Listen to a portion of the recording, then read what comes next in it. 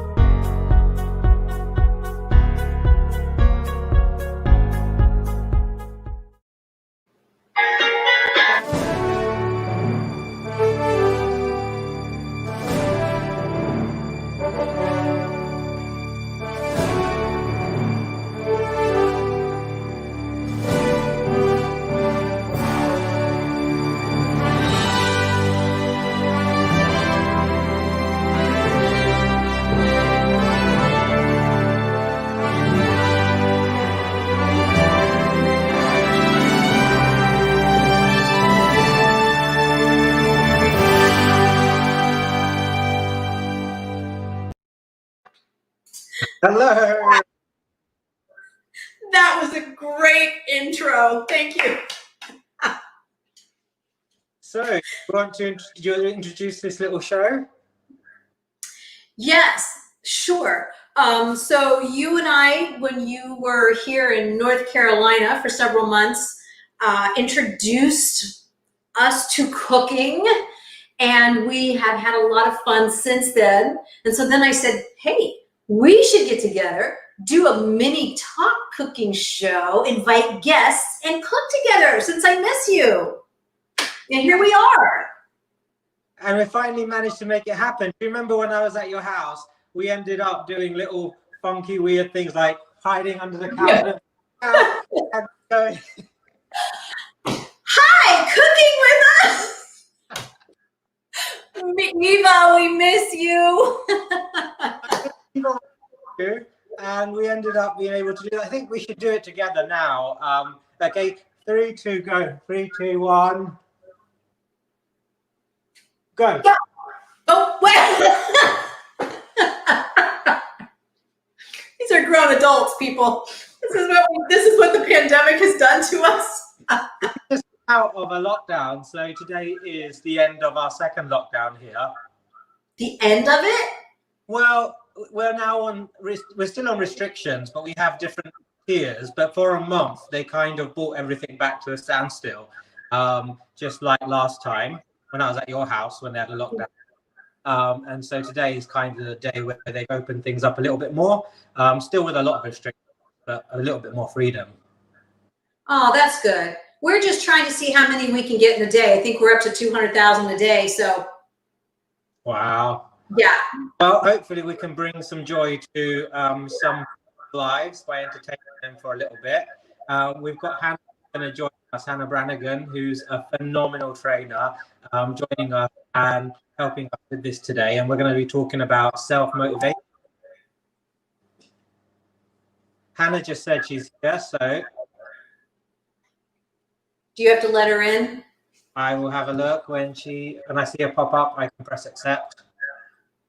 So the point of this is, or what we're going to do today is, do you want to introduce it? Oh, yeah. So some of us, I was almost going to wait till Hannah got on, because this is why we invited her first, other than she's just awesome, is that during all of this, we have sometimes problems with motivation of getting things done. And then I heard actually in some of the workshops and seminars we're doing, that Hannah was doing, that people were talking about, how do I get motivated to do anything, specifically make time to train your animals as much as we should. So we wanted a really broad motivation. How do we stay motivated for whatever it is we want to do during these times, during any time actually. So, and I just know that Hannah has family as well. I don't have to get children up and going and homework and everything. And so she has all of this to do, plus family members, young family members. So maybe she'll help us with her motivation to get all of this done. Perfect. I think I'm just waiting for Hannah to come in. And so we've got some technology things are working through. And Good. as soon as she's here, then we can get started with Passion. So while you do that, if you're joining us for the cooking, please go over to your stove and preheat it to 350 degrees. Now, I just want to explain this. We moved into a new house. This was from the past owner, although I do love horses. This is not my choice. It was from the previous horse owner, so don't, no. Anyway, motivation to get my kitchen done. That is a financial motivation, so that gets put off for a while. I think I've just realized what we've done. What do we do? Well, what I did. Because we started the show before Hannah was logged in. I don't know if she can be... Oh, there she is. I've got it. There was a mistake. Hannah! Hello. Oh, We've been talking nice things about you. Liars. True. Yeah. Yeah, we do expect that check, so. she was telling everyone how beautiful you are. Oh, thank you. All right, so Hannah, the first thing we have to do is preheat your oven to 350 degrees. Okay. So if you have done that, wonderful. She's looking at me like, why am I here and what am I doing? Does she actually know why we're here? Now, can you step out of the picture again? Let's step off to your left a little bit. Me? Yeah. Look how cute her counter is. Okay. Got like fresh fruit and stuff on it. All right. So I piled all the shit right behind my camera so that it's not on screen. All right. So we've got our ovens preheated to 350 degrees. As we begin to talk about training and motivation, the first thing that we want to do is let's get chopping our nuts. So we need... That could be painful. This is going to be a long show.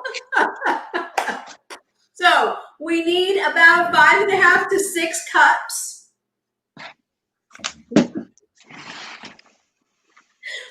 of whatever nuts you like. So in the recipe that I put out there, there was a certain number, but I really like pecans because they're nice and sweet. So I'm going to do 2 cups of pecans. I don't know. Yeah. Luckily, mine are already chopped. They were cheaper. What? I don't know if I have anything big enough to fit all those nuts. Hannah. Just this big? How many cups do you have in there? How many? That is a lot of nuts. 6 cups. Yeah, it looks big, but I like big nuts. Hey, this is all about preference, right? Choice. I'm finding a bowl. This is all about preference. We all have our own nut preferences. So now I'm going to continue. Now I need to chop. Still looks brittle. I'm going to chop up my raw cashews. Hey, look. Do you see? You know how you labeled everything in my house? They still exist. There's labels everywhere. When I was at Theresa's house, whole house, just labeling it, the fridge, open the cupboard, sticking labels on every. You keep breaking up. Are we live? Yes. So Yes. careful. Chirag, you keep breaking up. So, Hannah, one of the things we talked about, hey, can you introduce yourself and what you do, first of all? I guess we didn't introduce any of us. I didn't prepare anything. Okay, so I'm Theresa McKeon, co-founder of Tag Teach International. I work with teaching people how to teach, not this, of course, and I work with these two fabulous people. Are doing Clicker Expo this year together. Chirag, would you like to introduce yourself? Hi, I am Chirag, and I am a human being, just like every one of you. I am also a behaviorist, and I work with behavior and training with a wide range of species, everything from dogs to most beluga whales, also people. So yeah, and have got to meet Hannah and get to know her a little bit at Clicker Expos. So Hannah, would you like to introduce who you are? Boy, we heard like every other word. Hannah, did it break up for you? Yes. Hannah and get to know her a little bit at Clicker Expos. So would you like to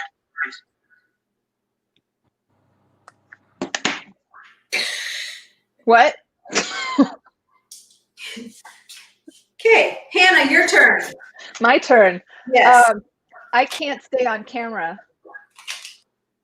It's a problem, apparently. Here I am. Now I'm on the camera. I'm Hannah Branigan.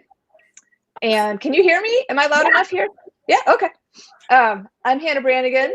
I'm probably best known as host of the podcast Drinking from the Toilet, which is a podcast all about the reality of training and living with positive reinforcement. It's awesome. It's a great podcast. And do you talk about toilets on that podcast? You know, it doesn't come up as much as you'd think. Oh, okay. Yes. Yeah, oddly enough. The podcast, I find that it really sets the right environment. What sets the right environment? To set the right and arrange the right environment. I sit in the toilet when I listen to your podcast. Oh, very useful. Other people drive in their car, but I think you can sit anywhere and listen to it. Yeah. We'll find a podcast. Chirag, we're only getting like 1 out of every 5 words that you say. Oh. Bye. Now it's 0. But at least we have his looks. And that's all we need. His smile and face. Okay, I'm chopping my nuts. And what is your choice of nuts? We also have pecans. Mm-hmm. Okay. Are you using all 6 cups for your pecans? Because I have a variety. I may be making a partial recipe. I wanted to also practice my fractions. We spent a lot of the morning on phonics. And a little bit of Spanish. My almonds. No talking. We're going to keep talking. Nothing. He's very sad. He's going to go do something. It's actually, you know, a lot of people say that. I've heard that because I recommend his YouTube channel a lot for people. Like, oh, where can I go to get resources, you know, for positive training? And I was like, oh, you should really check out this YouTube channel, Domesticated Manners. And a lot of people are like, you know, he's really pretty to look at. So I just watch his videos on mute. And I totally get that. Okay, how about now? Yeah. See, it works. You just changed the environment. So I basically went off my phone and came onto my laptop. So my camera isn't as flexible now, but we have volume. So that is just like motivation, right? If you're in an environment that isn't working, one of the things about self-motivation, change the environment. Theresa, is this good enough for my nuts? Let me look at your nuts. I would like to show you my nuts on That's camera. what he said. Yes. Yes, you're supposed to have 2 cups of whole nuts and the rest chopped. But I found personally, I like all of my nuts chopped because I like it to be like granola as opposed to bars. So if you want it to hold together like a bar, you leave your nuts, more of them whole. Leave them intact. Yes, Chirag, go ahead. What grade do I get for my nuts? Let me see your nuts.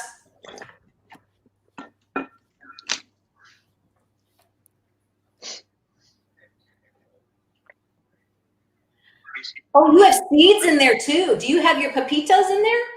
I do. I put my seeds in. Was that correct? That was awesome. I've now chosen to keep the seeds out of it. I like it to all be nuts. So you just like nuts and no seeds? No seeds.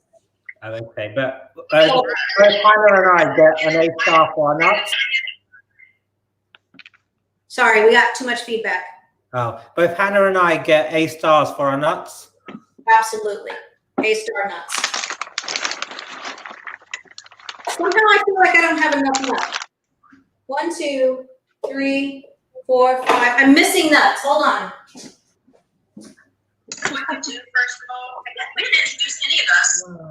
Let's see if we've got any comments. Do one of you guys have the live feed running with the volume on your end?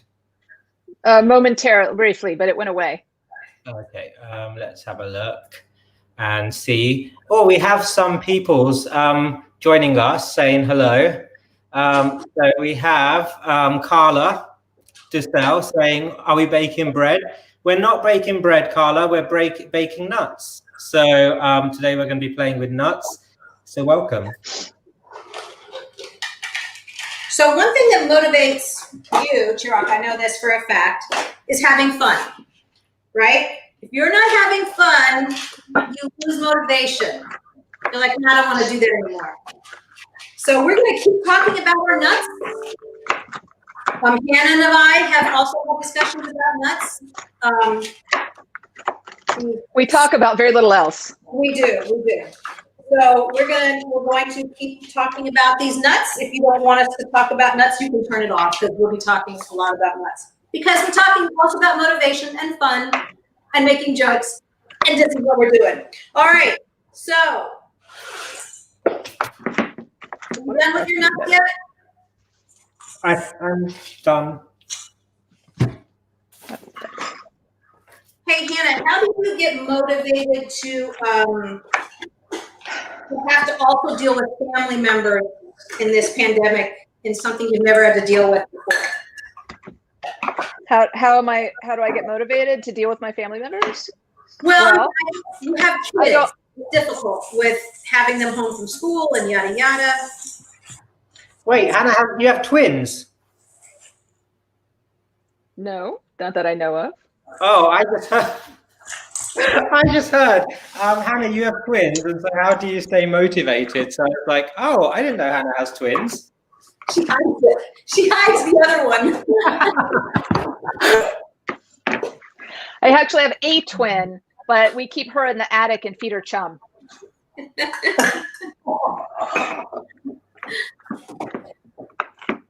So you have to get up in the morning and think about dog training, but also think about I have to get my YouTube on for my homeschool because they're at home now. Is there a way that you go one foot in front of the other that helps you stay motivated?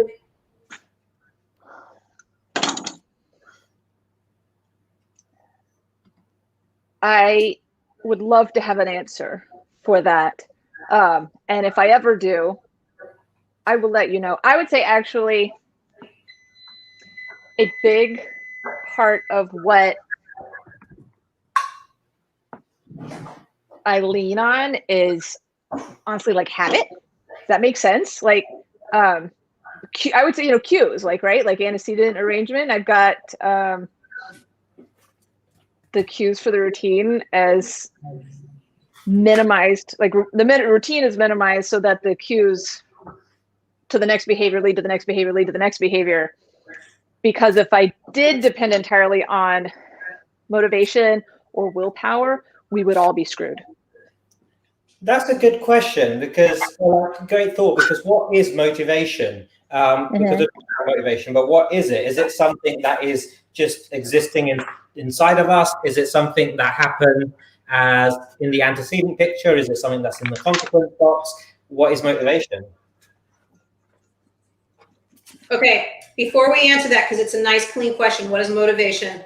I'm going to start my sauce, the baking part of this or the cooking part of this. It says, I think, a cup, but I only use a half of cup of sugar. I use coconut sugar because it's got less, what do you call that?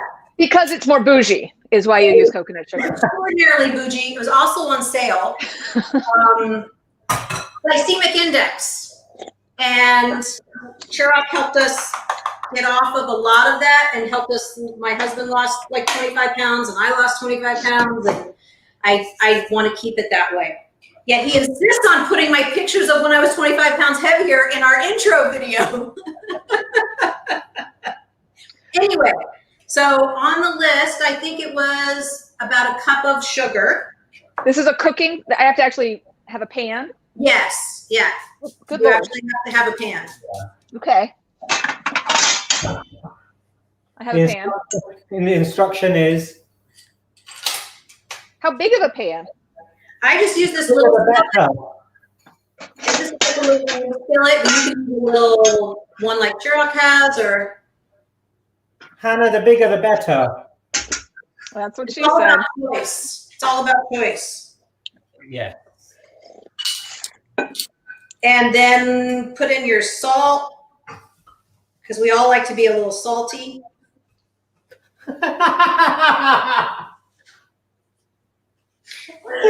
Oh, nuts and salt go together, don't they? Sweaty balls. What was that from SNL? Sometimes you feel like a nut. Sometimes. Always, Hannah. All right. Big old, did you do the salt, Hannah? I wasn't paying attention to what you were saying. Yeah. Put the sugar in there, put the salt in there. Wait, I need the recipe back. Yeah, I don't even remember it anymore. I just kind of do it by sight now of what I've done. I know it's like a tablespoon of vanilla. I use jaggery instead of the other sugar because I read some papers or somewhere that jaggery was meant to be like has some health benefits. What is jaggery? What? It's a they use it a lot in Indian cooking. We call it gore. It's this stuff here. Brown sugar? Well, it's not really brown sugar. I don't know. It's like, it's sweet. But apparently, when I looked it up on the internet, they said they had health benefits to using this stuff. Well, not necessarily some health benefits. But yeah, I don't know. I'm trying to... Now you have to put it in the link so that we can find it and look at it. Oh, and I know everybody has this, so just go ahead and get it. I also have a little bit of maple that I put in this one. Oh, yum. I did, just a couple drops. So it's salt, 2 teaspoons of cinnamon, vanilla. Feel like I'm missing something.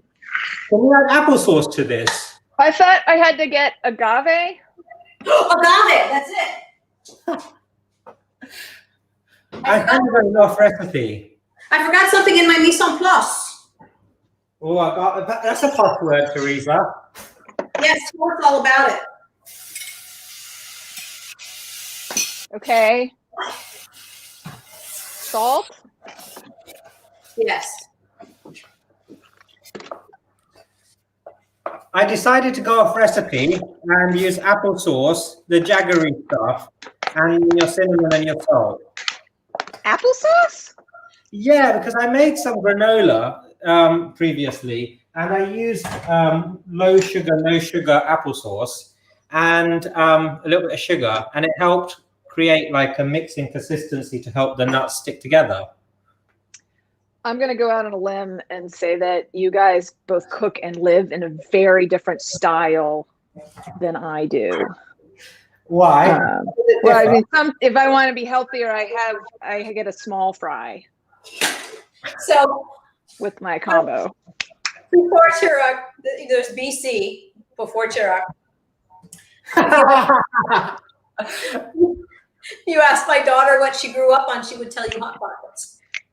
And I said, yes, sometimes, but I cooked. I mean, you grew, you thrived. I did cook, but she can't remember that. She just tells everybody that she knows she grew up on Hot Pockets. I mean, it's the other 7 children that didn't make it are the ones you don't talk about. All the twins. I will say we're going through a lot of ramen and bagel bites here. Well, I love ramen. 9 months. Oops. I don't know how much that was.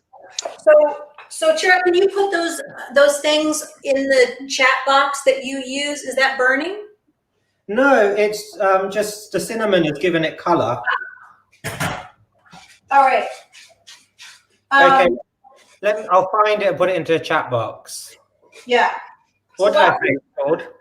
All right, I have bougie sugar. I have fake maple syrup, salt. Yep. So you put those all on a heat until it bubbles. A heavy dose of skepticism. Nah. Mm-mm. Cinnamon. Do you have cinnamon? The dash of bad attitude. Agave. Oh, my thing's burning, but I haven't finished that. There we go, guys. I put the link down on the live feed. You can see it on the screen now. So have a look, check it out. Let me know what you think.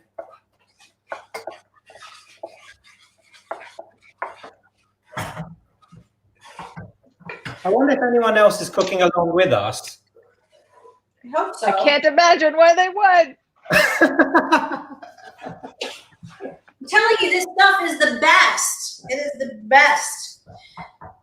So mix up all your nuts with your hands. I'm going to host the next one, and we'll do mac and cheese from a box.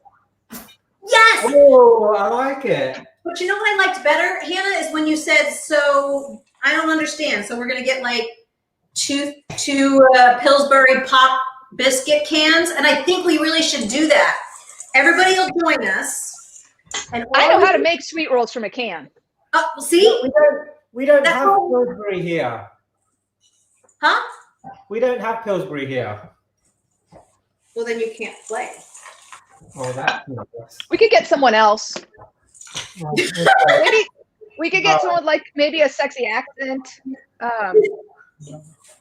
That would be. All right. So we still have to talk about motivation. We didn't define motivation. For those. Oh, yeah. What is motivation, peoples? Well, the question I want to ask is, because I think we'll probably have a lot of animal trainers here. I don't know why, but I just think we might. When you think of motivation, is there something that works that you go, hey, I did this for my animal to help motivate him, and it's the same in humans? So I will often. Sorry. Ah! Ah!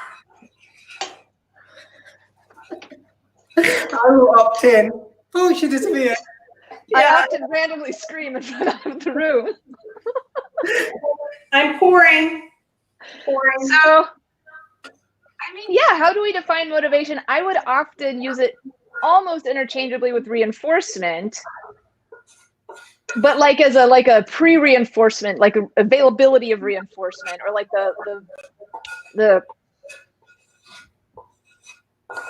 the relevance or salience of like a reinforcer in the context that we're talking about. So like when I'm trying to build motivation, what I'm usually doing with a dog is I'm trying to establish reinforcer is most, so in a formal training session, if I were to describe what I was doing as building motivation, I would be trying to establish the training reinforcer that I want to use for that session as like the top of my dog's list in that context. For example. So for example, okay, so here's an example. I had Rugby out the other day in the yard, and I wanted to use a toy to reinforce some healing that I was doing with him. Unfortunately, there was some kind of mole activity happening to the side of the driveway. So you're talking not something on your skin, but an animal mole, right? Yes, like a small. It was under the. I don't know that I was guessing mole. Something under the ground that caused him to repeatedly dart away from me and start frantically digging and shoving his nose into the holes he was digging while making terrier sounds. And that is not a practical reinforcer. Like, yes, you know, we could go down the rabbit hole of like, oh, could you pre-mac it? And I was like, well, we need to talk to the moles about that, how they feel. But we're not talking about a laboratory scenario. We're talking about real life, I can't control everything scenario. Yeah. So in order for me to, well, I could go two ways. I guess you could talk about it two ways. I could either try to make changes, like move further down the driveway away from that spot so that the attractiveness of the moles was less, and so it was easier for him to be interested in my toy. I could, you know, make changes like that to the setup so that the toy play was more relevant, was farther up on his hierarchy, and I could use that. Were you ever motivated to go, stop it? It crossed my mind, Okay. especially the third time. So that's interesting, because why would you be motivated to say stop it? Like, and I think that comes back to Hannah's point, is does that come back to your previous reinforcement history? And so this idea of motivation, rather than looking at it as something that appears up front, or I lack motivation, I don't have motivation, I can't do this, actually comes from the effects of a positive reinforcement contingency or a negative reinforcement contingency.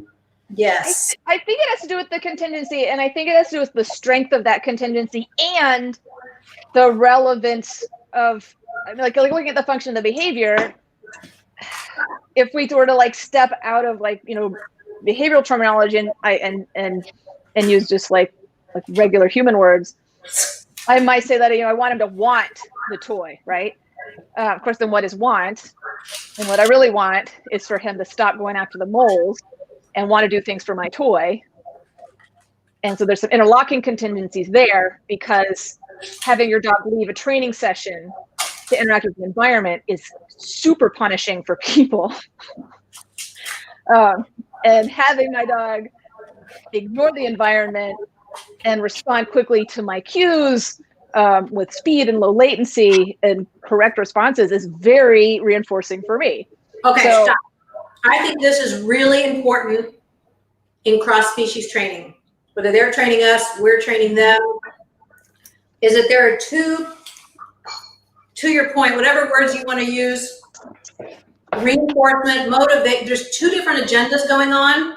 And when you're thinking about one person's motivation or one being's motivation, it can completely counteract the other person's motivation. And so when we talk about that they're reinforced by, typically, it can change minute to minute. It can change, you know, from one direction to the other, and it can change because of the other being in the learning scenario. Sorry, go ahead. That comes to Dr. Susan Friedman's study of one, in terms of each individual, looking at each individual and their learning history, their genetics, their health, everything is going to influence what motivation is. Because if you have two individuals, one person has back pain or one person suffers migraines, you could say, well, they're both two people. However, because of their different reinforcement histories, their biology, genetics, different things going on, the motivators, like you say, are going to be different. So you can't just say it's a Labrador, this is a motivator for it, because one Labrador could have hip dysplasia, another Labrador could be a young puppy where other things are reinforcing, and one Labrador has just eaten compared to another Labrador who's been swimming, and so each of those dogs, based on that reinforcement history, those previous things that happened, the antecedent arrangement, is going to influence what a motivator could be for them. Yeah, and it's going to change. I mean, I think one of the things that I've realized looking at dog training over time is that I need to recognize that there are always competing reinforcers in play. Like, we're not in a vacuum. So in any fishbowl of environment that we pop out, there are lots of possible stimuli that could function as reinforcers, both positive reinforcers, but also there's negative reinforcers. And I think a lot of the places where I encounter like interesting conflicts or training problems are when there's a positive reinforcement contingency available and a negative reinforcement contingency available, and they're at odds. So like I have food and I want my dog to walk on the slippery floor.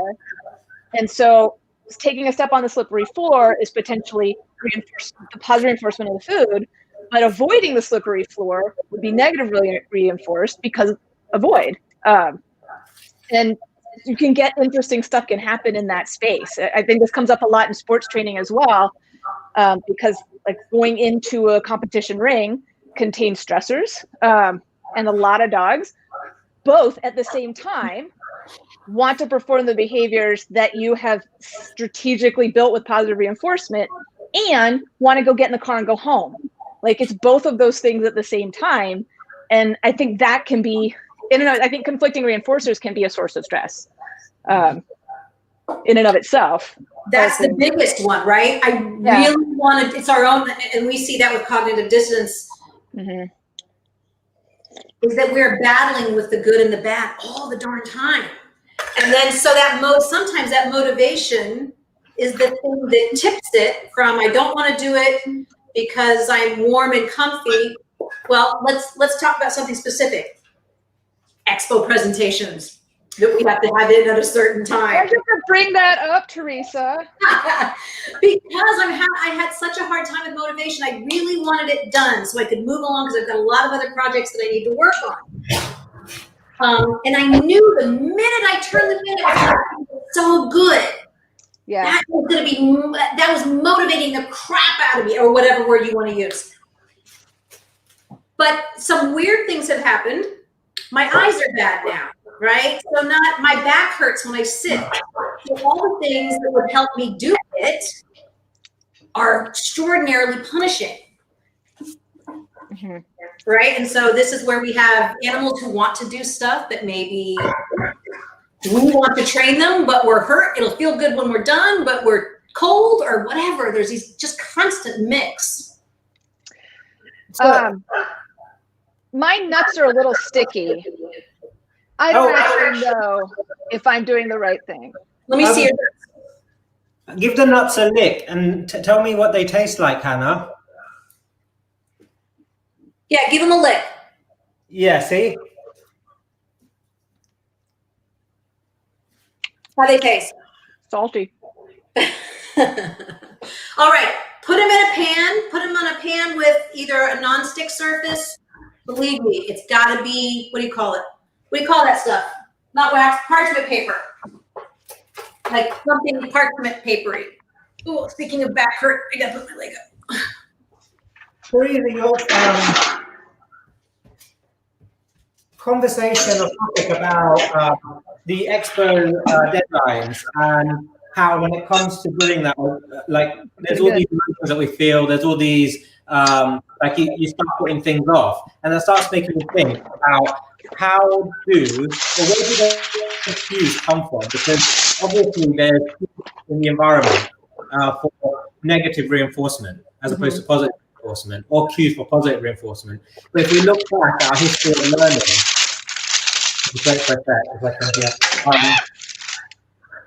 it's fine. Everything's fine. Can we see what just happened? No. Oh. Did it fall on the table? I maybe let it get too cold. Oh no, I should have told you. Is it a metal bowl? No. Then put it in the microwave. Put it in the microwave? It's too late now. It's fine. I want to see it. I want to see the nut. I got the spoon free. It's fine. Okay.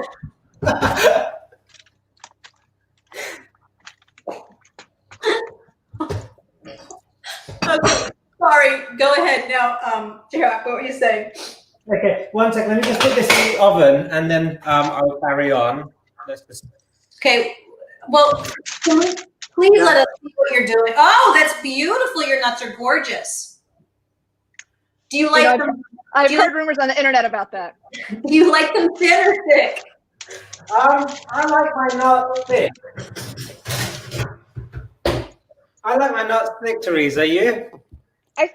Very thin. I like them crispy and brown. Or should we find out how other people like their nuts? Oh yeah, let's ask the audience. First of all, is anybody with us? I think the good news is that turning in the Clicker Expo materials isn't going to be much of an issue, because when the Clicker Expo staff see this, they won't be asking any of us to come. True that. True that. So it'll take it off the table. True. So we did a lot of work for nothing. I think they're going to want us even more after this, because they're going to see how good our nuts are, and they're all going to want to see our nuts and taste our nuts. That is a different conference. I enjoy going to those conferences. Okay, guys. So, how do you like your nuts? Let's see what you guys are saying.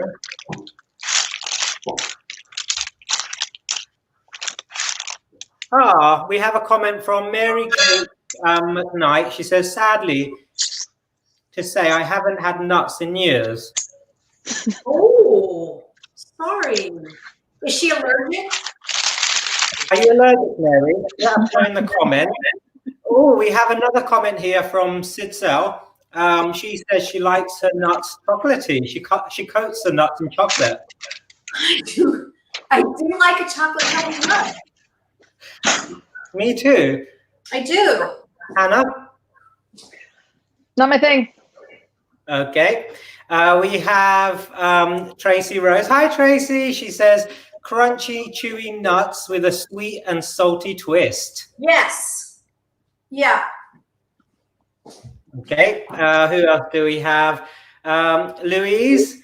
Louise has just put 2 pictures of, she likes brown nuts. Yes. Laura Davies says, I keep expecting Chef from South Park to pop up and sing about his chocolate salty balls. That's what I was singing the whole time we were texting to set this up. Oh, could you give us a demonstration, please? Nope. Oh, moving on. Please. Nope. Pretty that please. That costs money. Oh, I'll pay you. I got money. I'll pay You you. said that before, Chirag. Hannah, I'll pay you with my balls. Nuts. I meant nuts.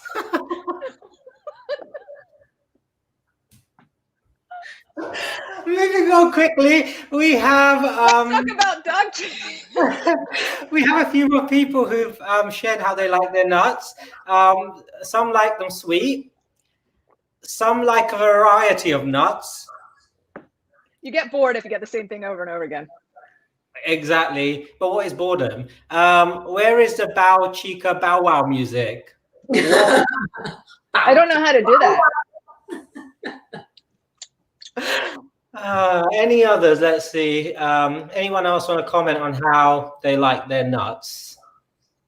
Or about their motivation. That's good too. Well, Joshua, Get back to that. Joshua has a really interesting question that he's posted. He says, if you were a nut, which nut would you be?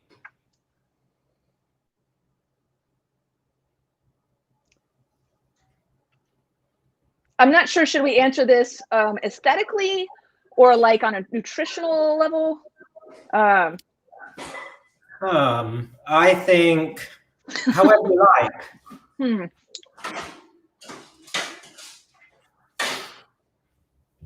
Macadamia nuts are pretty fun. I think that's one of the most fun nuts. Oh, okay. Why are they fun? It's just fun to say. Macadamia. I like they're like roundish as well, aren't they? They are. They're ball shaped. Yeah, I think they would bounce well if you were to throw them. And they're versatile. I don't. Yeah, they are. And I don't bounce like I used to, but well, Anyways. Macadamia is our group consensus answer then, I think. Thank you, Hannah, for helping with that. Yeah. You should be a counselor. Discover what kind of nut you would be by Hannah Branigan. No. No? Okay. I know what I forgot. You know what I forgot to put in there? Nuts? Yeah, exactly. If you get sliced almonds, like the really thin slice, and then toast them, that's what I forgot to put in. Oh, well. All right. What do I do now that my nuts are in the oven? We talk about ideas to help people stay motivated. Right, but how long before they catch fire? As soon as you smell them, as soon as you smell the nuts. So, but what if I have COVID and I don't know yet? And the way that I find out is that I can't smell the nuts, and so they catch on fire. And then it's like, how did you not notice your nuts were on fire? It's like, oh my God, my sense of smell isn't working, and I might have COVID. Keep your eyes on it. That's a good point, though. Okay. Wow, she really went there with that. She did. I was going to mention, like, if you had COVID and you couldn't smell, and I was like, maybe that's not so PC, I won't mention it. And then Hannah goes straight in. like dive, like swan dive. I mean, it's not like I don't wake up every day and I'm like, oh my God, my throat's a little dry. Is it because the heat came on last night, or do I have the plague? I don't know.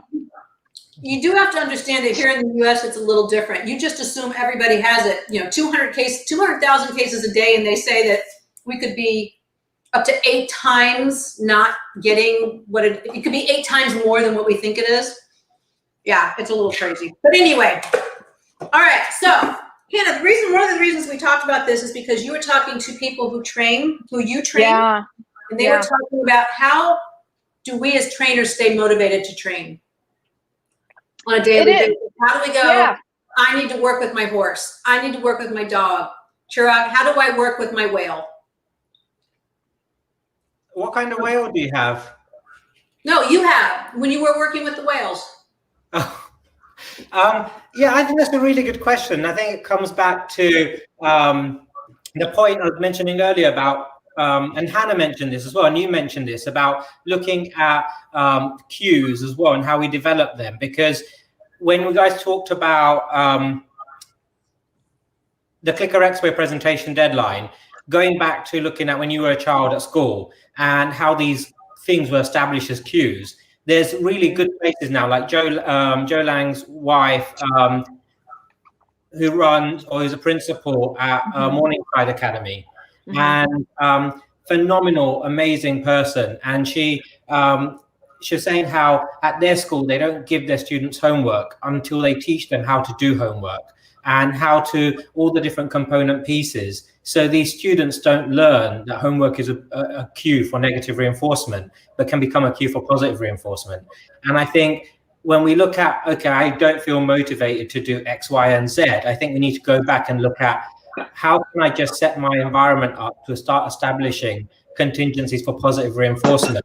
Well, no, please continue. I don't want to interrupt you. No, I was just going to say, how do you break it into small chunks? And I think you're the queen of that, Hannah, is how do you break things into small chunks so you can access reinforcers quickly and start building them up? I think, so one of the things that always pops to my mind when we start talking about reinforcement and human behavior, and specifically reinforcement and my behavior, because everybody will make a joke like, oh, you should feed yourself a square of chocolate if you do whatever the thing is. And that doesn't work for me, because I can have the best of intentions, and as an adult, pretty much the only perk of being an adult to try and balance things like mortgages and health insurance is that I can eat whatever the fuck I want to whenever I want to, and so I do. So trying to establish some artificial contingency for myself where I won't, I mean, pick anything. It doesn't have to be food. I'm not going to go on Facebook until I finish this thing. No, I'm not. I'm going to go on Facebook because all of a sudden it's a little hard. And maybe I'll feel more like doing the thing if I just check Facebook real quick. Or, I can have a glass of wine after whatever this thing is. If it's contrived, it's not going to work for me because I'm gonna cheat. And even if I manage to make it happen, I don't get a lot out of it. Like it isn't functioning as a reinforcer for me most of the time. So what I've been thinking about tonight, this is not a complete thought. I talked a little bit about this on one of the recent podcasts, is I've been thinking about, well, like for the behaviors that I was doing well before, or I mean, whatever, and now I'm not. What reinforcer is missing that used to maintain the behavior that's suddenly absent? Or is it that there's a reinforcer missing that there was before? Or could it be that there's a change in other conditions that haven't previously accessed that contingency of reinforcement? So say when you were like 2 years ago, when you used to do a certain habit, or a year ago or 6 months ago, if your conditions are different, whether there's internal biochemical conditions or external conditions were different, and you had a good reinforcement history under those conditions, if now you're not doing it, is that because the reinforcer is, well, still the reinforcer is not the right reinforcer, I suppose, but is it that you're doing something bad or wrong, or you've lost motivation, or is it that the behavior is never reinforced under these current conditions? So you're saying an antecedent issue? Yeah, like under this MO, like under these MOs, there's never been a reinforcement history for the behavior that you want to establish or maintain. Okay, so if we're going to talk about motivating operations, abbreviated MO, that would imply that so if I'm understanding you correctly, there's a motivating operation that's not present right now. So the reinforcer that had been maintaining the behavior, that reinforcer may still be available, but it's not interesting to me because the the establishing operation is not there. So like the classic example of a motivating operation is like running around in the heat. We might describe that as feeling thirsty. And under the conditions of having been running around and getting really hot and sweaty, that makes water a stronger reinforcer, more interesting, more valuable to you. And so water acquiring behaviors like looking for a glass and filling it up with water and drinking and looking for a water fountain, all of those behaviors are much more likely to show up because water is more important under these conditions. So that's a good point. It could be that whatever, oh God, that is a really good point, actually. I hadn't thought about that. It could be that the reinforcer that had been maintaining my dog training behavior, bra wearing behavior, whatever. I don't wear a bra. Oh, really? That's natural? Yeah, I used to, but I forget stopped now. Pandemic, we all did. Anyways, it could be that reinforcer is still there, but it's not relevant because the establishing operation is not in place. So that could be true. I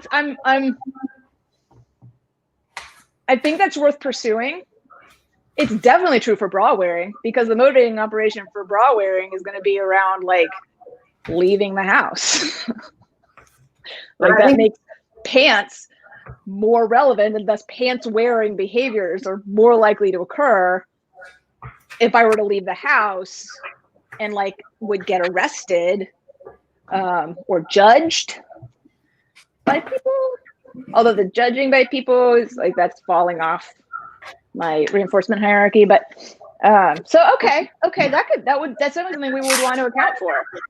But I think it comes back to your point, Hannah, that you were saying earlier, because how do you establish something as a, how do you establish something in terms of, it's going to come back down to the consequence and the reinforcement history for that. So regardless of whether there's a reinforcement history under those conditions before or not, if you start chunking it down, if you start breaking it down and go, I just pick up my bra and then put it back down, and that leads to some, but there has to be some reinforcer that maintains that behavior. Like you say, and is that going to be an artificial reinforcer, or is that going to be a more functional reinforcer? So what reinforcer, what contingency is going to be in place to establish that?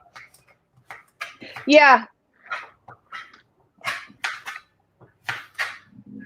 Don't know if I make any sense. No, you are. I'm trying to pick, like, I kind of see two forks that we could go down. So like there's the. Where's Theresa gone? Oh, the chickens. What is Theresa doing? She's telling us a chick. Oh, I smell the nuts. Oh my God. I'm going to check my nuts too. That was a clue. Oh no. Is that supposed to look like something strong? Is this supposed to look like this? Yeah, that's okay. Oh. Just get it off the pan. Oh my God. Get it off the pan. What do I do with it? Just get it off the pan.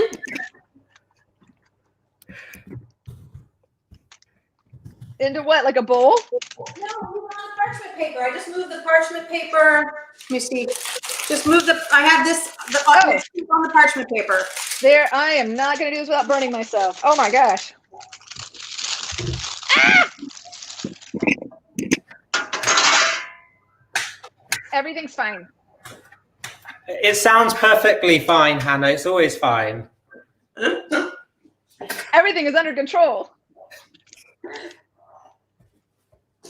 This time I'm going to take the spoon out. Now, here's the thing about these nuts. You're going to want to eat them now. You are? Okay. But you can't. Because you'll burn your mouth off. Yes, and they just Hot lava. Then you won't be able to taste more salty nuts in the future. Mm. Right. So because you'll be regrowing your tongue. What happened is you leave this for 45 minutes, it gets hard. And then you can cut it. I think 8 minutes tops. Do you have to rub it or anything? Nope. Or do you have to put anything on it, like some oil or some butter? Or... Don't touch it. So it will just get hard by itself. I feel like a school teacher going. Anyway, yes, you leave that. Don't touch it. Don't be even tempted. Hannah, stop touching it. Come back onto screen. And then it'll cut and it'll break apart like candy. And then you can put a little chocolate on it if you want, or leave it. But right now, if you go, hey, it's just falling apart and it's not holding itself in one piece, that's because you touched it when you shouldn't have. Shall I take my nuts out now to let them get hard? What? Shall I take my nuts out now to let them get hard? Are they brown? Well, they were brown in the beginning because there was a lot of cinnamon in them. Mm. I'll leave them in a bit longer. Just don't let them burn. The burning nuts are gross. Okay. We had a couple of comments here. Loads of comments. I can't stop eating them. Carly says, well, thank you for saying that, Hannah. I feel like a failure because I also cannot use food, drink activities that I as a reinforcer because I'll do them regardless. You know, yeah, that's reality. And I think I believe I ranted a little bit this on the self-reinforcement podcast episode, but I got big feelings around this because one, at this point in my life, and it's possible I'm a little trigger stacked right now. So I'm sorry. But when someone's like, hey, this thing is really hard, and someone else is like, oh, you should just make yourself do it before you whatever fun thing.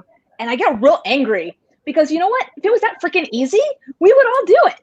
It's just not that easy. It's not what it's about. I mean, yes, checking Facebook is a valid and functional reinforcer for the behaviors that are contingent on Facebook, like turning on my computer, logging in, pulling up the thing, flicking through my phone. Those are all behaviors that get reinforced by the reinforcers contained in like the Facebook bucket. But my inbox is not. It's not contingent. So I have to manufacture something inside my head, and I'm not going to do that. Like, I've tried. I read a lot of books, a lot of self-help books, because if I find the right productivity book, it will solve all of my problems, and the right notebook and the right colored pens to write in that notebook, and I get the combination, then I will be okay and I'll be productive. It hasn't happened yet. So do we rely, as adults, do we rely on punishment more than we do for those things we don't want to do because we can have access to so many reinforcers? I think it's an interesting question. I think about like social punishers like shame and like internal punishers like guilt. Although guilt is probably not actually much of a punisher because it does not appear to change my behavior. I do the crappy thing and feel bad about it and have no effect on my behavior whatsoever. Because so just unhappy.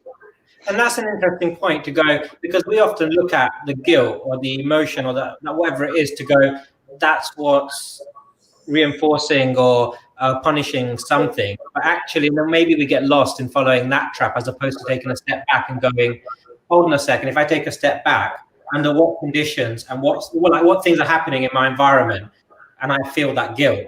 And then starting to change those other things as opposed to, it becomes a vicious circle with the guilt, essentially. And you're right, because guilt can be avoided through other things other than changing the behavior. Guilt can be avoided by like not telling people about the thing, or like not talking to your parents. You can sleep, like, right, when you're just like, I just want to go to sleep because I want to get away from the guilt or whatever feeling you're feeling. There's a lot of ways. To your point, yeah. Absolutely. Pharmaceutical intervention. Eating nuts. Watching this and eating nuts will help everything.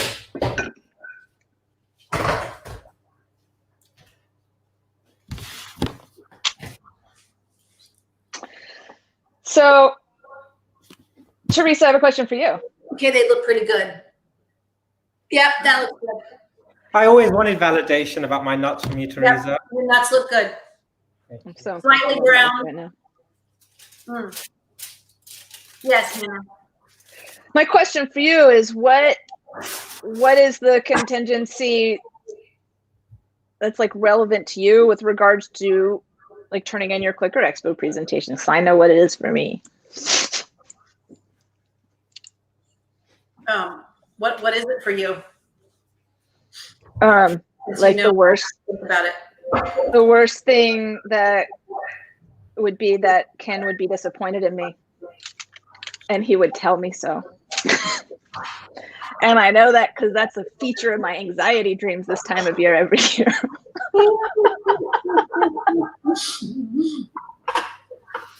That's that's kind of sad. not in that way, but like we do. So how many of us, we all do it. It's like we do things because we want to avoid disappointing someone. We're not just disappointing them, but almost so many aspects of our life become, and I think again how we're brought up and how even in our teaching and stuff, like in schools, we do things, and a lot of times we're feeling like we have to get someone's approval, or we have to not disappoint them. And I think we bring up whole generations like that. And if we look at our histories, we need to kind of stop a little bit and start questioning how and why and how we do that. I don't know if that makes sense. No, I think it does. And I think like that's on a societal level. But one of the things I think about, and I will be speaking to my therapist tomorrow and this will come up, but I'm now on my second page of things I want to talk to her about this week.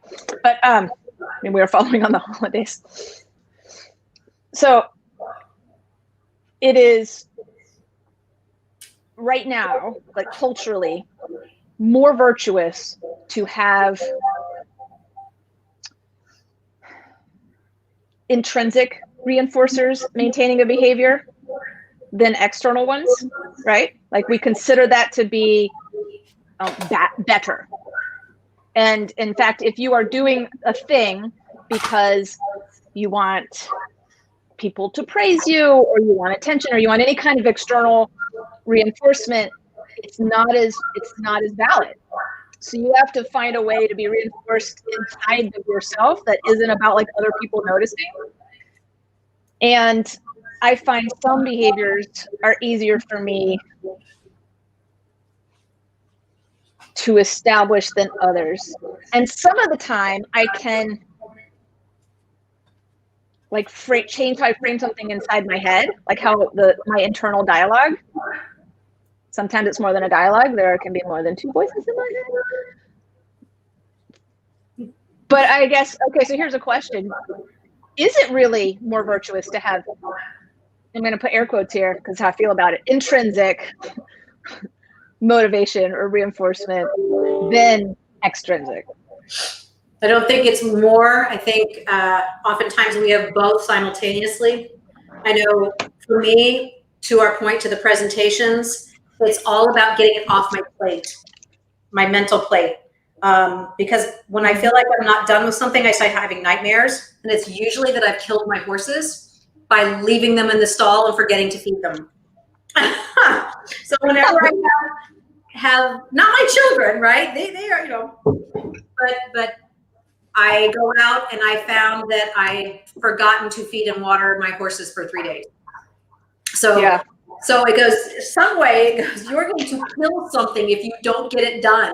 And finally that fear of it haunting me at night, I just got to get it done. Actually, that's not even true. Sometimes it's just about a deadline. I'll let the nightmares come until there's a deadline.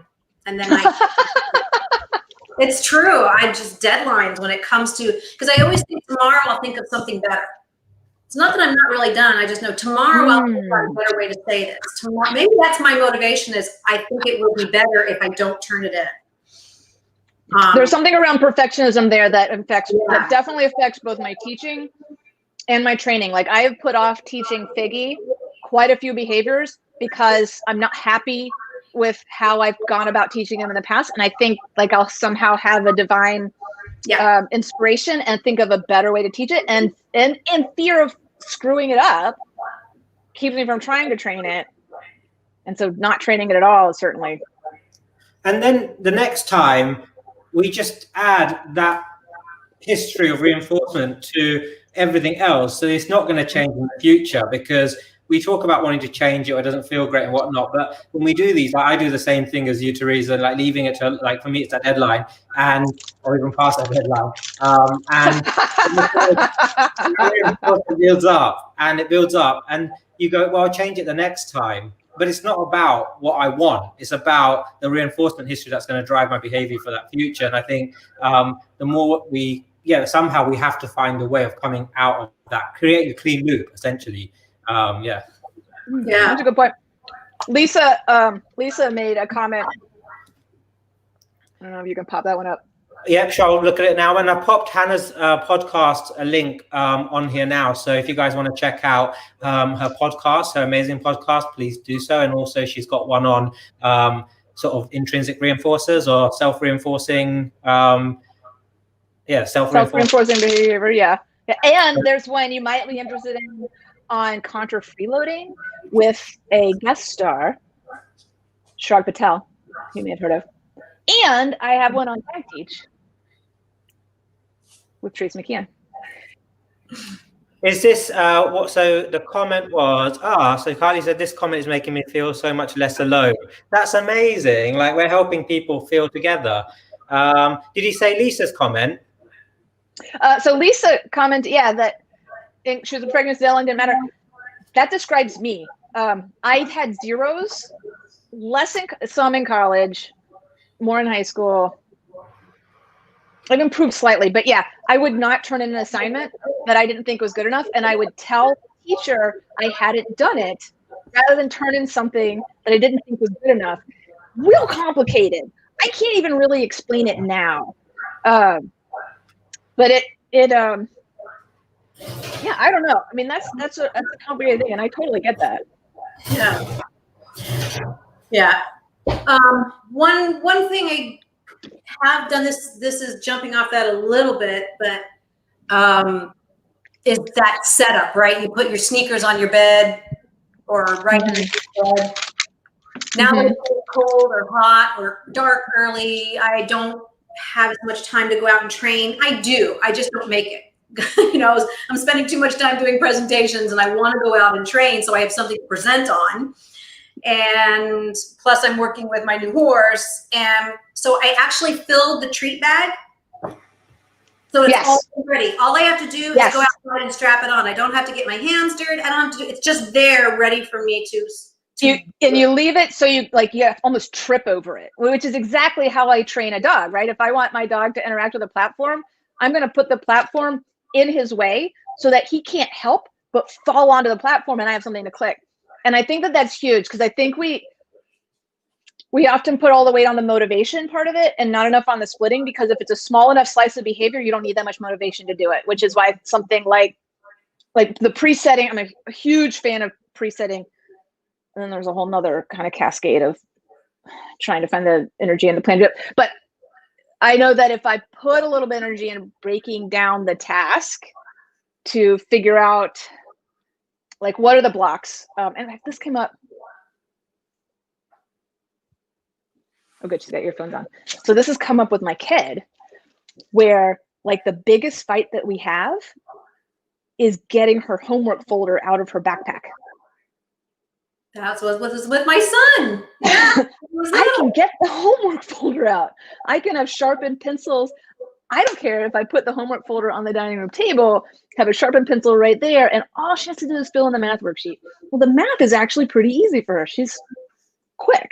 But oh my God, getting that folder out of the backpack, I will not tell you how long and how many days we had a power struggle over the folder removal before it finally occurred to me that that is not the focus of this training session. This is a math worksheet.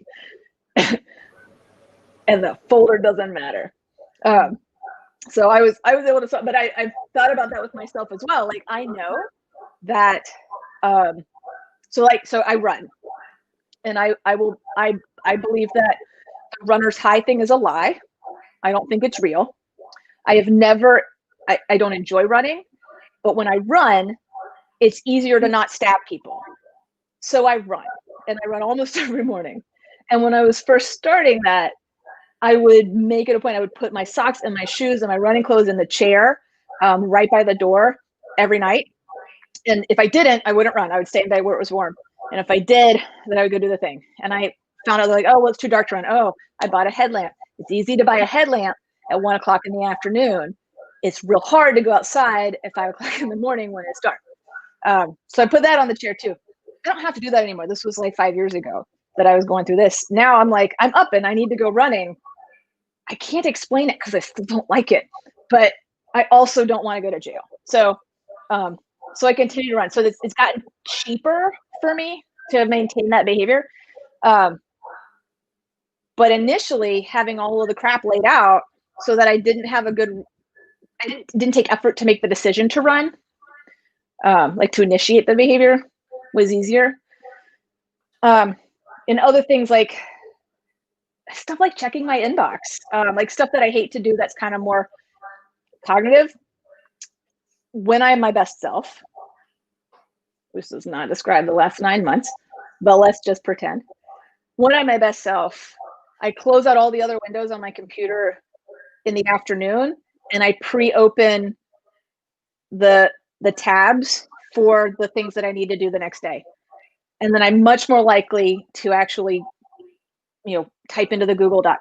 So like if I need to make a presentation because a deadline was looming, then one of the things that I will often do is the night before, when it's too late for me to possibly actually work on that presentation, I will open up Keynote and title a file with the name of that presentation so that it's sitting on my screen when I pull my computer up the next morning.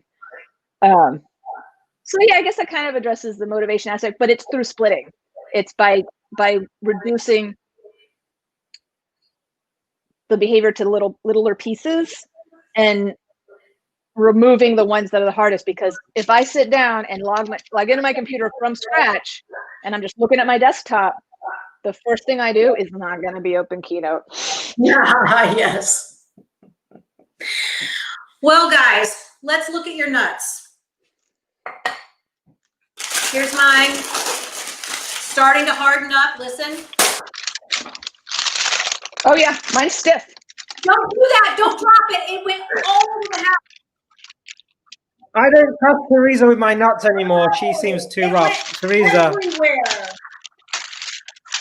some like it gentle, Yeah, that some was like it not rough. what I wanted. All right. Okay, let me see And your. that's what she said. Yes, it. I don't know what you're talking Okay, about. let me see your nuts, Chirag. Oh, 1 second. Let me get them out. One Okay, tap second. on them. Give them a little tap.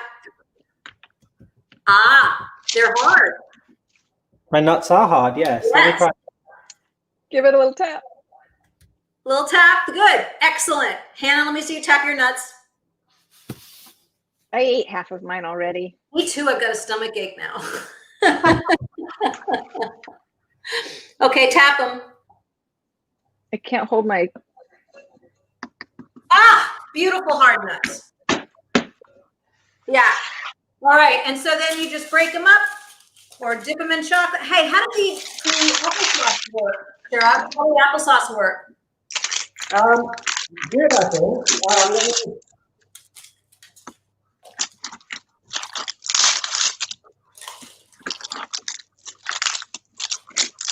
You know, the getting started thing, like that applies to the training as well, because it's whatever it is. How do we talk about this behaviorally? Whatever it is, like there's an inertia. Whatever it is that I'm currently doing is harder to stop to start something new than to keep doing like nothing. And guilt doesn't matter. Like feeling crappy about myself doesn't matter. Berating myself. You should put your phone down and go train your dog. Put your phone down and go talk to your kid. You know, whatever the thing is, get out of bed. It's so hard to stop doing that. I don't even have to be enjoying the thing that I'm doing to not want to stop doing it, to start doing something that I ought to be doing. And there's definitely there's a stubbornness element as well, because if I feel like I'm supposed to do something, then that requires 4 times the motivation of something that I'm not supposed to be doing. That's a really good. But loops and loops and loops of like spaghetti mixed together.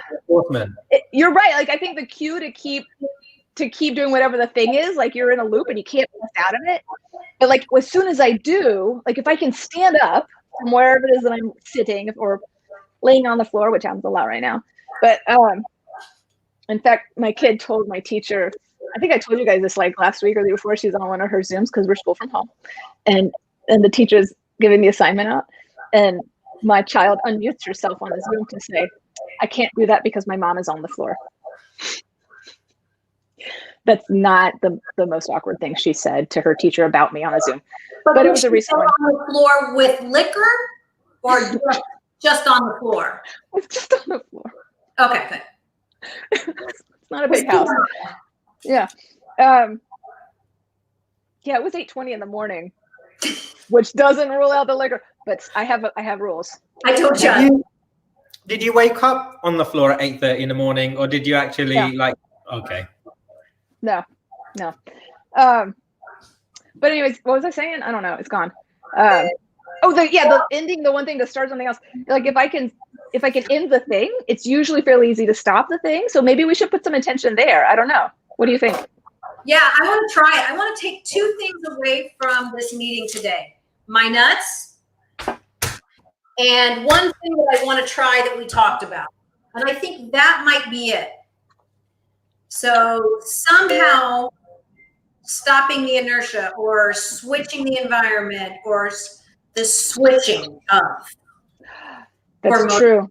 Yeah.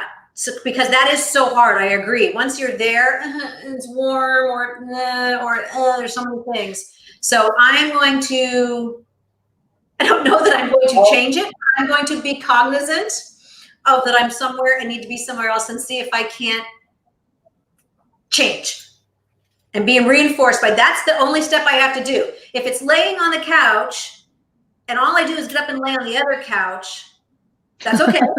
It's a small step, right? Approximation, but I'm going to work on physicality change.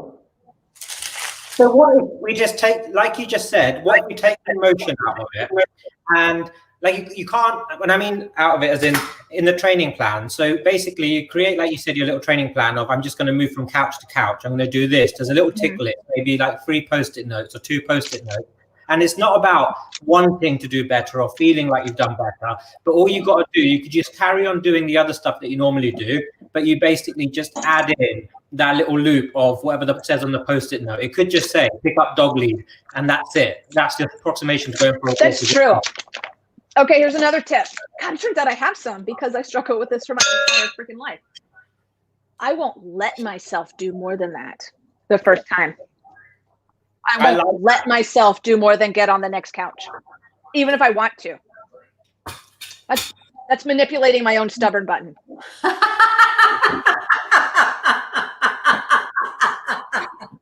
I'm not laughing at you. I'm laughing with you. Like there, I remember I did go through a phase where the step was get up, put on your running clothes. You're not allowed to go for a run. Wow. And I had to wear them. That was all I had to do. But it made it easier to put them on. Yeah.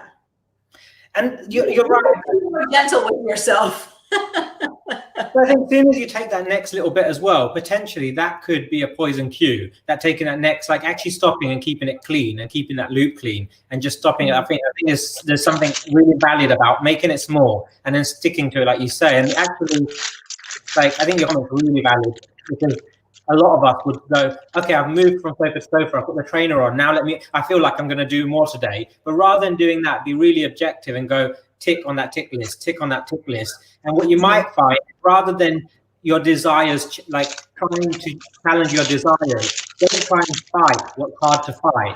Just start creating these new patterns in small steps. And then in a week, your motivation is going to be different in a week or in 2 weeks' time. But don't try and go, well, I don't feel like it's changing. Don't worry about that aspect of it. Just tick off the tick list. And that's going to mean you're accessing reinforcers, and the reinforcement history is going to take care of driving that new behavior, which is easier said than done. You know what, though? Like, as you're talking, it totally clicks in my head. I do that with dogs. And it's really effective with dogs for building motivation. So we all suffer from the classic training problem of just one more. Or, oh, that went so well. Let me see if I can get the next step in the same session, even though you weren't planning to do one more step in that session, but it's like seems like it's going really well. Putting that same like brick wall in the training plan. I'm going to get my dog to put 2 paws on this platform, and as soon as that happens, that's the end of the training session. Whether it happens on the first click or the 10th click, or I'm not going to train for 30 hours to get 2 paws on the platform. I'm going to have some other established like fail-safe, but making those pre-planned, I'm going to make this split. I'm not allowed to get more. Even if my dog offers more, I am not raising my criteria. I'm going to end the training session. And when I train from that space, with especially, and I'm thinking about this in terms of my dogs that I have to work harder to motivate. Rugby has been a really good learning experience for me in that. He's not like, I don't know, he's a very difficult terrier. He's very, very motivated for a lot of things that don't make practical training reinforcers. So the cultivating of practical training reinforcers and the motivation to work with me has been a very different experience than working with like my turfs, who honestly, I'd say not disappointing me. This is very anthropomorphic, but I'd say not disappointing me is probably something that's actually in their reinforcement hierarchy. Hannah, why are you trying to train your turds? I thought we were sticking to nuts and sexual innuendo. I didn't know we were going to poop jokes, so I didn't prepare any. That's hey, sorry, you can't do that. You can't mix those. That's for the next one. It's one or the other. Yeah, I can do both really well, but only one at a time. Okay. Anyways, totally derailed. Somebody remind me of what the heck I was talking about. I think it's a good place to stop because I think you've established one shaping criterion. End your session before you make it worse. Ooh. I'm just saying. No, I think we've come and found a neat place to wrap it up and something to practice and something that other people might want to do with us and practice, and we can talk about it next time. And this, I would say, no, I remember what I want to say. Let me finish what I was saying. Yes. And then I'll ask you another interesting question, and we'll go another 90 minutes. We say stop when they're wanting more. And I often struggle to operationalize that. Like, what does my dog look like when he wants more? But one of the ways that I make that a practical training, part of my training plan in real life, is that I am going to train until this thing happens and I'm not allowed to go for more. And ideally, I pick something that's like below my dog's threshold for bailing, right?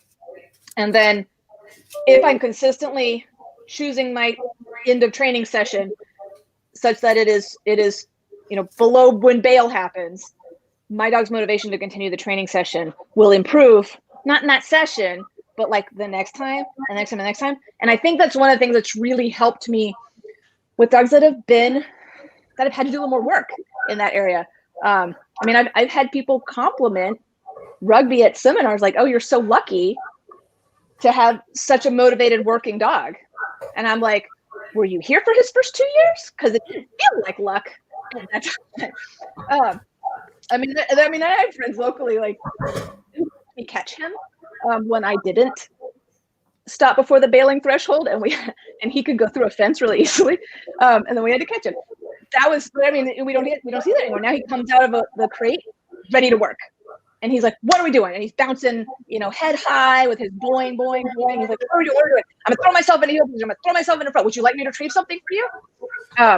And I think a big part of that was making the rule before I had him out that I was going to stop when this happened and not letting myself train for more. Because you know what? The turfs will forgive me. Like, they're often smart. Frequently. I mean, they're smart. It's a label. But like, they'll be very forgiving of my own mistakes. And I could train further. I shouldn't, but I can, and so I do.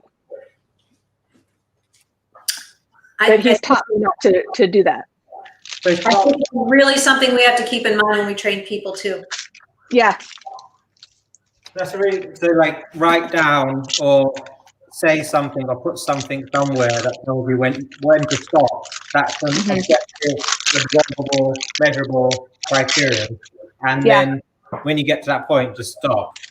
Because otherwise the voice is in your head and other things start taking over.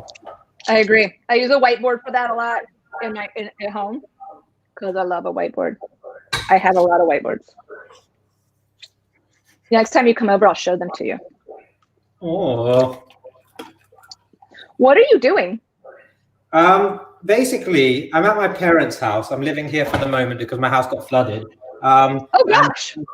Yeah, so I've taken over their kitchen right now to do this. I've chucked them out of the kitchen so they can't cook dinner. So I was like trying to cook dinner so that when we finish this and they come back into the kitchen, they don't have to. In the UK, it's 7:30, so it's pretty much dinner time. So I am cooking dinner basically. And what are we cooking? We are cooking a pasta ratatouille with goat's cheese, a vegetable. This is what it was like for 3 months when he lived here. I'm like, not Hot Pockets, not pizza rolls. I don't understand. I know. It was like, we're having a roasted shakisha with a side of libra and a frosted music in there. I'm like, okie dokie. Can I do the dishes for you? Sure. Tonight we are having spaghetti from a jar and a salad, but I ate all the croutons yesterday from the package, so there won't be any croutons on the salad. So it's mostly going to be lettuce and ranch dressing. Sounds like we need to have a bread making one. All right, guys, we have to stop in order for this to ever be a video, and I would love to do it again. Shall we do a few comments before we go? Oh, I would love to do comments. I just can't. So Nuria says hello. Hi, Nuria. Karen says, oh, so funny. Ish. Kate says, I've just got in from work. I'm already crying with laughter. Hey, Kate. Rebecca says, I keep cracking up and my husband is wondering why a behavior video is so funny.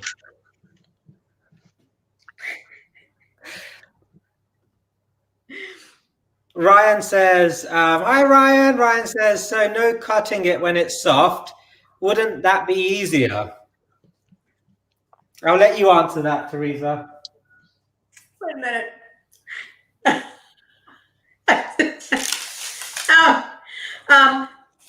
Well, it depends on how you made your nuts, but because I chopped my nuts so much, it breaks apart. I'm sorry, my little child brain is just all over the place. No, it'll fall apart. It won't cut. You have to wait till it's hard. If you want it to go in squares. If you don't mind it being just falling apart like granola, you can do it while it's soft. Oh, I forgot my vegetables in the oven.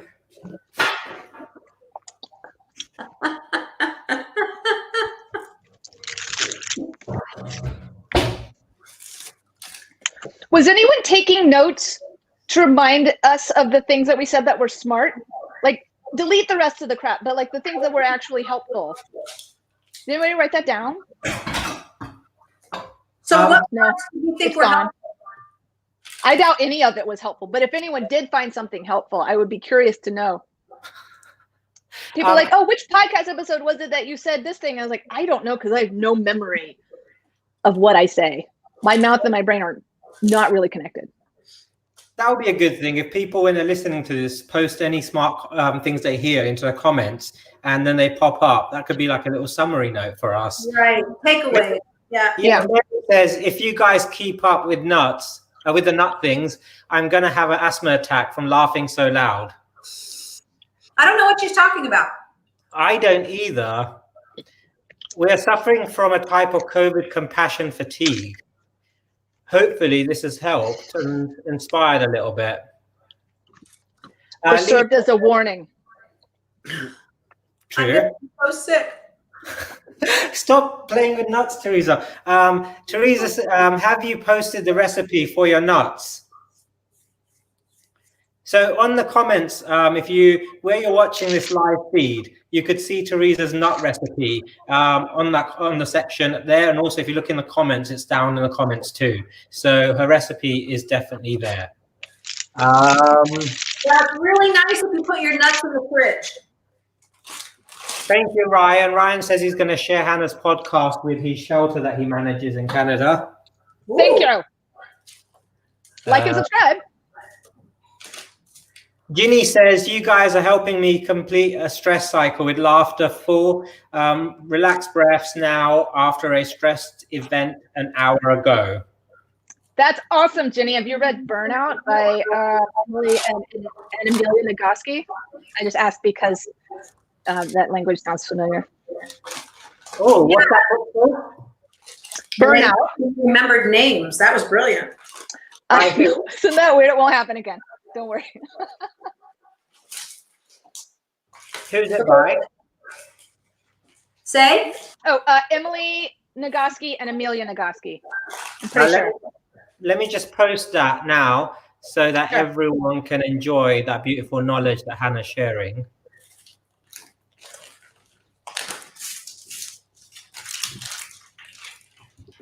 So these are still a little soggy.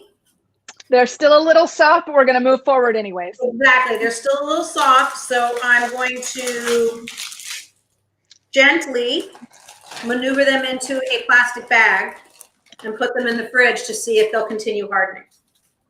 Oh, you put soft stuff in the fridge to make it harder. Very clever. Because I'm too impatient for them to harden by themselves. Mary says, are there any resources anywhere on us dog trainers can do during lockdown to keep motivated? Well, we were supposed to be making them and doing them here in this seminar. This was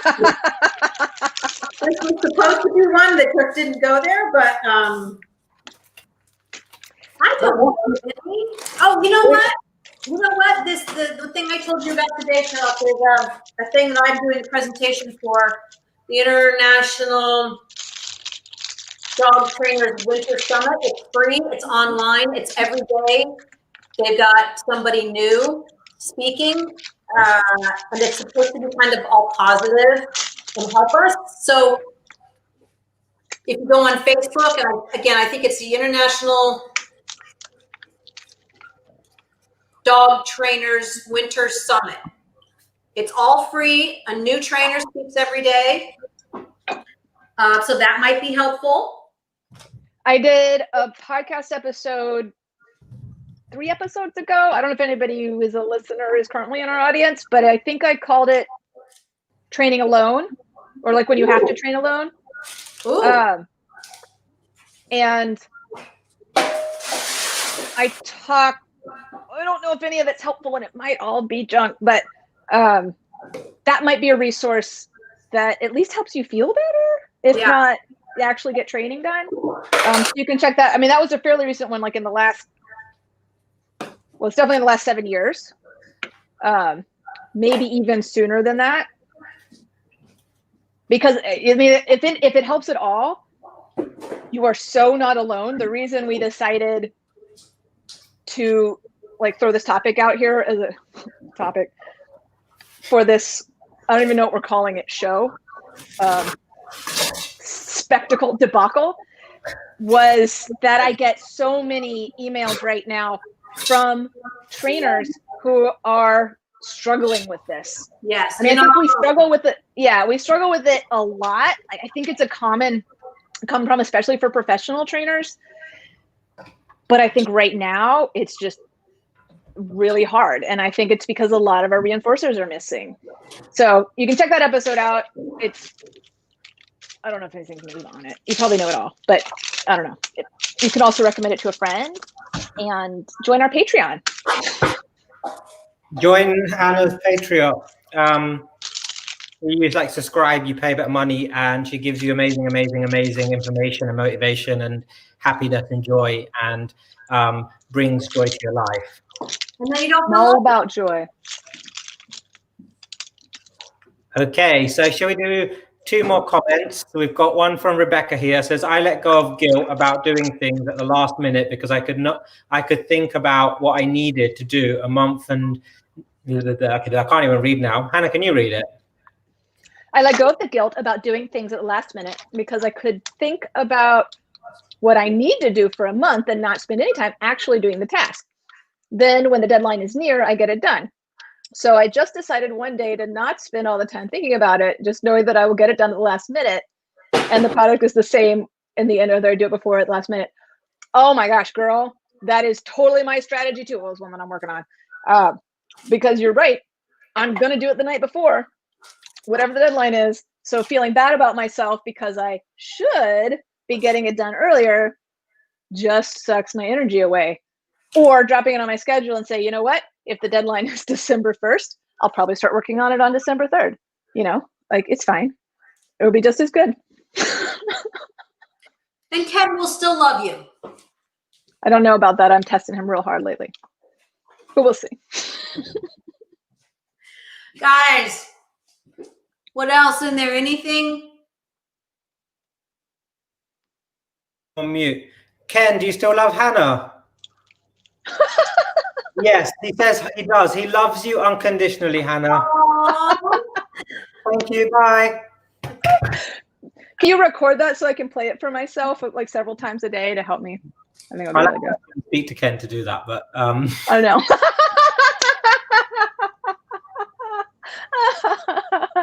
That wouldn't be pathetic at all. Sorry, Theresa, what were you saying? No, I was just saying that we have to go. She's leaving. He's like, you can go. Go. What do we care? Go, Theresa. Well, I think it's been amazing. I've loved this. It's turned out way better than I thought it would be. I had high expectations, but I think I've had so many smiles and laughs, and I feel like we've had some very intelligent conversations, and we've made some delicious nuts that I can enjoy later. It's a win-win. Yeah. So if anybody has any suggestions that they want for our next episode, or who they would like to see join us, they can make those suggestions, right? They definitely can. Just post them in the comments on the Facebook Live, and we shall read them and have a look. And thank you so much, Hannah, for joining us today, and Theresa for pushing this and getting us to get on it and do it. So until the next one, should we try and do another one in a week's time, or 2 weeks' time, or 3 weeks' time, or 4 weeks' time, or a month's time, or 2 months' time? What do you fancy? Whoa. Sometime around like 2 weeks. Oh, okay, 2 weeks-ish. I like that. Yeah, like Negative reinforcement contingency play. What'd you say? A negative reinforcement contingency in play by announcing it now that in 2 weeks. You're going to disappoint everyone. Right, and I'm going to stress about it now. Who's the guest? What are we going to do? What's the topic? Well, on that note, see you guys. Hope you have an amazing evening, afternoon, night, morning, wherever you are in the world. Lots of love, joy, and happiness to everyone. Thank you, Chirag, for putting it together. Thank you for being here. Have a good day, and bye. Bye, everybody who joined us. Bye. Bye.